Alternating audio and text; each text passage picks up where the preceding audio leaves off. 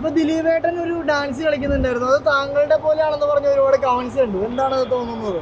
അത് ചെറിയൊരു ട്രിക്ക് അടിച്ചാന്ന് എനിക്ക് തോന്നണം. കാരണം എനിക്കിട്ടൊരു പണിയാന്നാന്ന് എനിക്ക് തോന്നണം. പണിയല്ല, ചിലപ്പോ ദിലീപേട്ടല്ല രമേശ് പിഷാരടിയും നാദസിക്കയും എന്നെ കുറച്ചുകൂടി റീച്ച് കിട്ടാൻ വേണ്ടി ചെയ്തായിരിക്കും. അതെ, കാരണം അവർക്ക് പെട്ടെന്ന് അറിയാമല്ലോ എന്തായിരിക്കും പ്രേക്ഷകര് ഇപ്പൊ ട്രെൻഡിങ് ആയി നിൽക്കുന്നത് എന്താണ്, എന്റെ സ്റ്റെപ്സും ഡാൻസും. അതാണ് എനിക്ക് എല്ലാ ദിവസവും പഞ്ചാബി ഹൗസിൽ പുള്ളി കളിച്ച സ്റ്റെപ്പാണ്. പക്ഷെ ഇങ്ങനെ കളിച്ചുകൊണ്ട് ആ ഒരു സ്റ്റെപ്പ് സോണാരെ സ്റ്റെപ്പ് എന്നെ മനസ്സിൽ പറയുന്നുണ്ട്.